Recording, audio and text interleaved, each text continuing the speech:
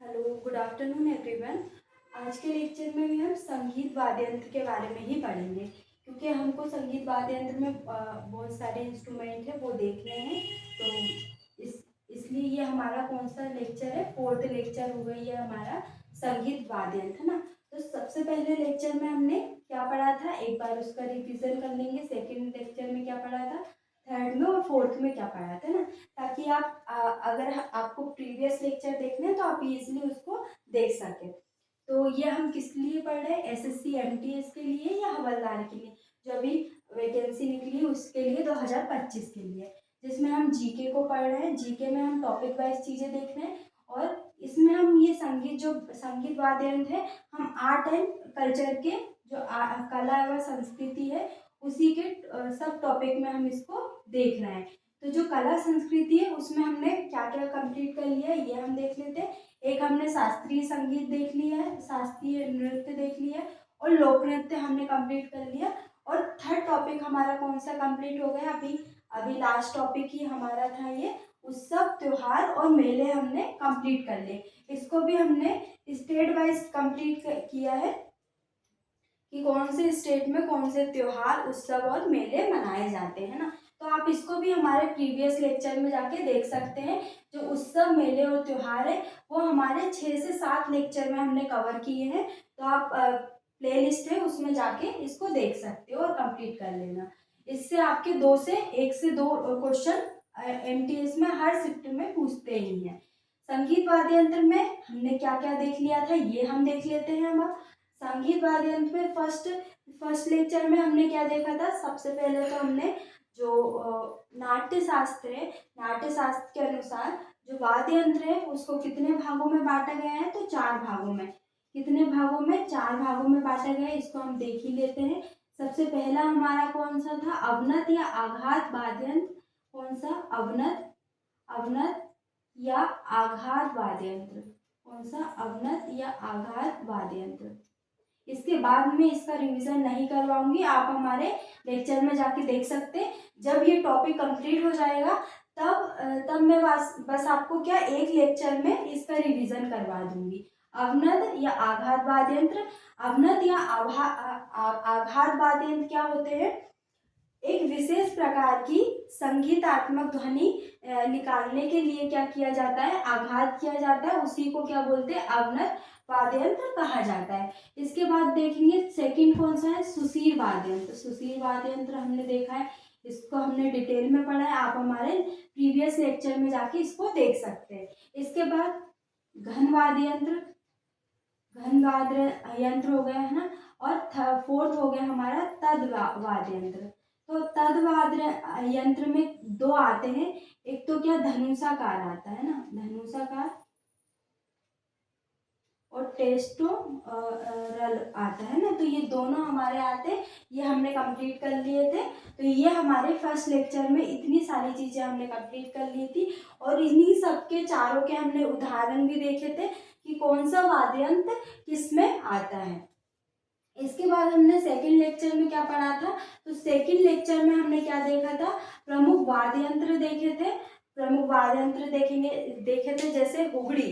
जो हुगड़ी वाद्य यंत्र है वो मुख्य रूप से कहाँ पर इसका उद्भव हुआ, तो मुख्य रूप से उत्तराखंड में इसका उद्भव हुआ। तो हमने एक एक करके सारे स्टेट वाइज हमने सभी वाद्य यंत्र देख लिए थे। तो ये हमारे सेकंड लेक्चर में ये हमने कंप्लीट कर लिया था। इसके बाद हमने थर्ड लेक्चर में क्या देखा था, तो थर्ड लेक्चर में हमने सिर्फ तबला पढ़ा था। तो तबले के बारे में सारी चीज़ें हमने पढ़ी थी कि कौन कौन जो कलाकार है जो इम्पोर्टेंट है। तो हमने देखा था अल्लाह रखा खां जो कि इम्पोर्टेंट है, और इसके बाद हमको ज़्यादा मोस्ट इम्पोर्टेंट है हमारे लिए, मोस्ट IMP जाकिर हुसैन। तो जाकिर हुसैन के बारे में हमको पढ़ना था। जाकिर हुसैन को सभी जो अवार्ड है तीनों पद्म अवार्ड मिले, पद्मश्री, पद्म विभूषण, पद्म भूषण, तो तीनों ही अवार्ड मिले। इनको ग्रैमी अवार्ड भी मिला और भारत रत्न भी मिला, और ग्रैमी और भारत रत्न अभी हाल ही में मिले हैं, तो ये हमारे लिए इम्पोर्टेंट है। ग्रैमी अवार्ड 2024 में मिला था, और अभी हाल ही में पद्म भूषण भी मिला है।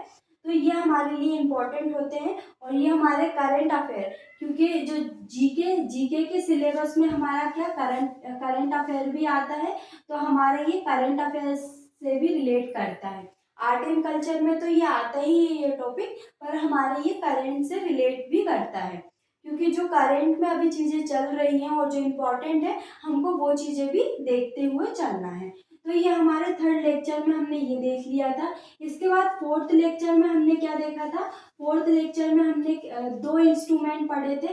एक तो सितार के बारे में देख लिया था, सितार से संबंधित कौन से कलाकार हैं जो कि इम्पोर्टेंट है, पंडित रविशंकर हैं, और इनको कौन कौन से अवार्ड मिले, इनकी आत्मकथा भी हमने देखी थी, माय लाइफ माय म्यूजिक, और इनको भारत रत्न भी मिला है, पद्म भूषण, पद्मश्री और पद्म विभूषण, तो तीनों ही अवार्ड पद्म इनको मिले हैं। इसके बाद जो अन्य कलाकार हैं जो कि सिर्फ हमको नाम ही याद रखने हैं, वो भी हमने देख लिए थे। इसके बाद हमने बांसुरी देखी थी। तो बांसुरी के बारे में क्या चीज़ें देखी थी, बांसुरी के जो प्रमुख कलाकार हैं जैसे पन्नालाल घोष है, उनको अमर ज्योति घोष भी बोलते हैं, और राजन चौरसिया हो गए। राजन चौरसिया को अभी हाल ही में कौन सा ग्रैमी अवार्ड मिला है, जो कि संगीत के क्षेत्र में सबसे बड़ा अवार्ड माना जाता है। ग्रैमी अवार्ड उनको कब मिला, 2024 में मिला। इसलिए ये हमारे लिए इम्पोर्टेंट है, क्योंकि अभी हाल ही के वर्षों में इनको ये अवार्ड मिला, राजन चौरसिया। और बांसुरी में हमको कौन से व्यक्तित्व के बारे में याद रखना है, हरिप्रसाद चौरसिया। एक तो राजेंद्र चौरसिया और हरिप्रसाद चौरसिया, ये दोनों के बारे में याद रखना है। जो हरिप्रसाद चौरसिया है, इनकी जीवनी भी याद रखनी है हमको। इनको भारत रत्न भी मिला है 2000 में, और ग्रैमी अवार्ड भी मिला 1992 में, तो हमको इनके बारे में भी याद रखना है, और पद्म भूषण भी हम इनको मिला है। तो बांसुरी, सितार और तबला, ये तीनों इंस्ट्रूमेंट हमारे कंप्लीट हो गए हैं। आज के लेक्चर में हम शहनाई देख लेंगे, शहनाई के बाद हम वीणा देख लेंगे, वीणा के बाद हम संतूर को भी पढ़ लेंगे, और रुद्र वीणा को देख लेंगे। रुद्र वीणा में सिर्फ हमको दो कलाकारों के बारे में देखना है, क्योंकि रुद्र वीणा ज़्यादा फेमस नहीं है, और ज़्यादा लोग इसको करते नहीं है ना, जो वाद्य यंत्र है उसको बजाते नहीं है। बाकी जो फेमस है, फेमस हम इस वे में देख सकते हैं फेमस को, कि उनको या तो हाल ही में वो ज़्यादा फेमस हुए हैं, या उनको कोई अवार्ड मिला है, इसलिए हम उन्हीं कलाकारों को देखेंगे, क्योंकि उन्हीं कलाकारों के बारे में एग्जाम में पूछेंगे। तो सबसे पहले हम देखेंगे शहनाई। तो जो शहनाई है, शहनाई हमारी किस वाद्य यंत्र के अंतर्गत आती है, तो शहनाई हमारी सुशील वाद्य यंत्र के अंतर्गत आती है। किसके अंतर्गत, सुशील वाद्य यंत्र के अंतर्गत शहनाई आती है। तो इसके हम कलाकारों के बारे में देखेंगे। सबसे पहले तो हम देखेंगे जो शहनाई है, शहनाई की उत्पत्ति कहाँ पे हुई है, मूल रूप से कहाँ से हुई है और कब हुई है। तो इसकी उत्पत्ति हम देखेंगे 1947 में लाल किले पर इसकी उत्पत्ति हुई। शहनाई को पहली बार बजाया गया था, है ना। तो इसके कलाकार हम देखेंगे। इसके कलाकार में सबसे मोस्ट इम्पॉर्टेंट जो हमको देखना है, बिस्मिल्ला खां। बिस्मिल्ला खां के बारे में हर एग्जाम में, एसएससी के हर शिफ्ट में इनसे कोई ना कोई क्वेश्चन जरूर पूछते हैं। सबसे पहला क्वेश्चन बिस्मिल्लाह खां के बारे में कि जो बिस्मिल्लाह खां है उनका संबंध किस इंस्ट्रूमेंट से है। तो बिस्मिल्लाह खां का संबंध शहनाई से है। इसके बाद देखेंगे इनको तीनों अवार्ड मिले हैं और भारत रत्न भी मिला है। तो भारत रत्न सबसे बड़ा अवार्ड 2001 में मिला। इसके बाद पद्म विभूषण मिला 1990 में, और पद्म भूषण कब मिला तो 1968 में, और पद्मश्री जो कि सबसे छोटा है इनमें 1961 में। तो इनको चारों अवार्ड मिले हैं जो सर्वोच्च पुरस्कार है। चारों पुरस्कार इनको मिले हैं किसको, बिस्मिल्लाह खां को। सबसे पहले भारत रत्न, इनका सन हमको याद रखना है क्योंकि एग्जाम में इसका सन भी आपसे पूछ सकते हैं। तो भारत रत्न 2001, पद्म विभूषण 1990 में, पद्म भूषण 1968 में, पद्मश्री 1961 में। तो बिस्मिल्लाह खां के बारे में हमको इतनी चीजें याद रखना है। इसके बाद अन्य कलाकारों के बारे में हमको बस उनके नाम याद रखना है, इससे ज्यादा हमको इनके बारे में कुछ याद नहीं रखना। एक तो अली अहमद हो गए। अली अहमद का संबंध भी शहनाई से है। हुसैन खां का संबंध भी किससे है तो शहनाई से है। दयाशंकर जगन्नाथ का संबंध भी किससे है तो शहनाई से है। बागेश्वरी कमर का संबंध भी किससे है तो शहनाई से। इनके बारे में हमको याद रखना है, जो बागेश्वरी है, बागेश्वरी कमर, ये क्या है, इकलौती महिला है जो कि शहनाई वादक है और फेमस है। क्या है, इकलौती शहनाई वादक महिला है और क्या है, फेमस है। तो इनके बारे में हमको याद रखना है, बागेश्वरी कमर और कृष्ण चौधरी। तो इनके बारे में हमको याद रखना है। एक बार और हम इसको पढ़ लेते ताकि आपको कुछ चीजें तो याद हो जाए। अली अहमद हो गए, हुसैन खां, दयाशंकर जगन्नाथ, इसके बाद बागेश्वरी कमर, इकलौती महिला, शहनाई वादक और कृष्ण चौधरी। तो ये इतने कलाकारों के बारे में हमको शहनाई में याद रखना है। अब नेक्स्ट हम देखेंगे वीणा। तो वीणा है जो कि वीणा के बारे में हमको क्या याद रखना है तो वीणा के बारे में एक चीज याद रखना है हमको, आप इसको नोट करके लिख लेना। जो वीणा है सबसे प्राचीन वाद्य यंत्र माना जाता है। क्या है, जो वीणा है सबसे प्राचीन वाद्य यंत्र माना जाता है। सबसे प्राचीन वाद्य यंत्र कौन सा है, वीणा है। सबसे प्राचीन वाद्य यंत्र क्या है, वीणा। तो इसके बारे में हमको याद रखना ही है। तो डायरेक्ट आपसे क्वेश्चन क्या पूछ सकते हैं कि सबसे प्राचीन वाद्य यंत्र कौन सा है। ऑप्शन में आपको दे देंगे संतूर, शहनाई है, तबला है, सितार है या वीणा है। तो आपका आंसर क्या रहेगा, वीणा। अब इसके कलाकारों के बारे में हम देख लेते हैं। सिर्फ इनमें भी हमको वीणा के कलाकारों के नाम याद रखने, इससे ज्यादा हमको इसके बारे में और कुछ याद नहीं रखना। एस बालचंदन, इसके बाद बी दोरोस्वामी, इसके बाद बरुद्दीन डागर और जयंती कुमारेश्वर, विनय धंगन, ज्योति हेगड़े, विश्व मोहन भट्ट, डी बालकृष्ण और महीउद्दीन डागर। तो ये इनके इतने कलाकारों के बारे में हमको वीणा में याद रखना है। और मोस्ट टाइम भी ये चीज याद रखनी है कि सबसे प्राचीन वाद्य यंत्र कौन सा है तो वीणा है।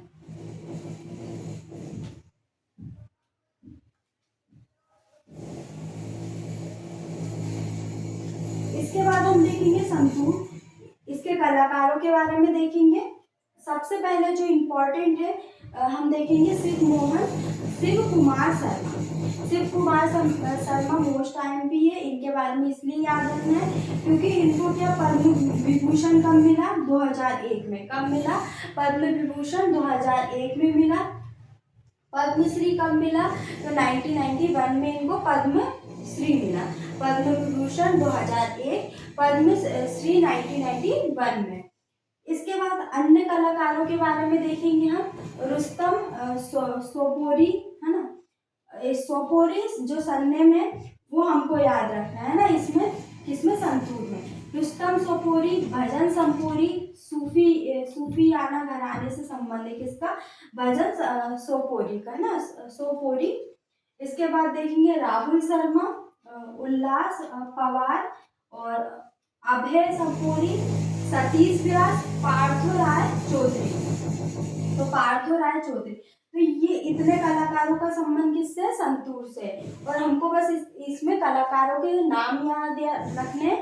और जो इम्पोर्टेंट है शिव कुमार शर्मा, उनके बारे में क्या याद रखना है? शिव कुमार शर्मा का संबंध संतूर से है। इसके बाद क्या याद रखना है? इनको पद्म विभूषण कब मिला? 2001 में। पद्मश्री कब मिला? तो 1991 में इनको पद्म श्री मिला। अब इसमें आप कंफ्यूज मत होना कि पद्म विभूषण मिला है इनको एक तो, और एक पद्मश्री मिला है, पद्म भूषण इनको नहीं मिला है ना। तो ये दोनों अवार्ड किसको मिले? शिव कुमार शर्मा को मिले हैं। इसके बाद हम देखेंगे फोर्थ हमारे इंस्ट्रूमेंट रुद्र वीणा। तो रुद्र वीणा में सिर्फ दो कलाकारों को हमको याद रखना है रुद्र वीणा में। एक तो उस्ताद सादिक अली खां और असद अली खां, दो याद रखना है, उस्ताद सादिक अली खां और सदस अली खां। तो ये दोनों किससे संबंधित है? तो दोनों किससे संबंधित है? रुद्र वीणा से संबंधित कलाकार है। तो आज के लेक्चर में हमारे ये चारों कंप्लीट हो गए हैं। तो हमारे क्या क्या कंप्लीट हो गए एक बार मैं यहाँ पे लिख देती हूँ आपको। तो हमारा क्या कंप्लीट हो गया? एक तो तबला कंप्लीट हो गया, इसके बाद सितार हमारा कंप्लीट हो गया, इससे संबंधित जो कलाकार हैं वो भी हमने अच्छे से देख लिए हैं, कुछ भी चीज़ नहीं छोड़ी है ना। इसके बाद हमारा बांसुरी कंप्लीट हो गया। इसके बाद हमारा क्या हो गया? आज के लेक्चर में हमारा शहनाई भी कंप्लीट हो गया। इसके बाद हमारा वीणा कंप्लीट हो गया और संतूर कंप्लीट हो गया। इसके बाद हमारा क्या हो गया? रुद्र वीणा। तो ये हमारे इतने इंस्ट्रूमेंट क्या हो गए? कंप्लीट हो गए। 1 2 3 4 5 6 7 इंस्ट्रूमेंट हमारे क्या कंप्लीट हो गए। नेक्स्ट लेक्चर में हम आगे के इंस्ट्रूमेंट पढ़ेंगे, जिसमें भी हम एक लेक्चर में 5 से 6 इंस्ट्रूमेंट देख लेंगे, क्योंकि अब आगे के लेक्चर में जो जितने भी इंस्ट्रूमेंट है बचे हैं उसमें हमको ज़्यादा चीज़ें नहीं पढ़नी है। जैसे वायलिन है, उसमें सिर्फ हमको 2-3 कलाकारों के बारे में देखना है और उससे संबंधित जो फेमस चीज़ें हैं बस वही देखना है। जो इम्पोर्टेंट है वो मैं आपको पहले ही पढ़ा चुकी। तो 3 से 4 लेक्चर में, ज़्यादा से ज़्यादा आपके 4 लेक्चर में जो संगीत वाद्य यंत्र है वो कंप्लीट हो जाएगा। इसके बाद हम नेक्स्ट टॉपिक या संगीत घराना देख लेंगे। क्या देख लेंगे? संगीत घराना देख लेंगे, क्योंकि संगीत घराने से भी क्या क्वेश्चन पूछ सकते हैं। संगीत घराने में हम देख लेंगे जैसे शास्त्रीय संगीत है, उसमें भी 2 शैली होती है, एक तो हिंदुस्तानी शैली होती है और दूसरी क्या होती है? कर्नाटक शैली, जो अभी हाल ही में विकसित हुई है। तो संगीत घराने से भी संबंधित चीजें हम देखेंगे। शास्त्रीय संगीत में शास्त्रीय नृत्य तो हमने देख लिए, शास्त्रीय संगीत हिंदुस्तानी और कर्नाटक, उसमें भी हिंदुस्तानी में भी तुगड़ी हो गया है ना, और उसके बाद जो तराना हो गया, तराना के बाद और भी सारी चीज़ें हैं वो हम जो ये टॉपिक हमारा कंप्लीट हो जाएगा संगीत वाद्य, उसके बाद हम संगीत घराना पढ़ेंगे, तब एक एक चीज़ें हम कंप्लीट करेंगे, ताकि कहीं से भी हमारे क्वेश्चन आए तो हमारा क्वेश्चन कहीं से भी छूटे ना, और सारी चीज़ें हम कंप्लीट करते हुए चलेंगे।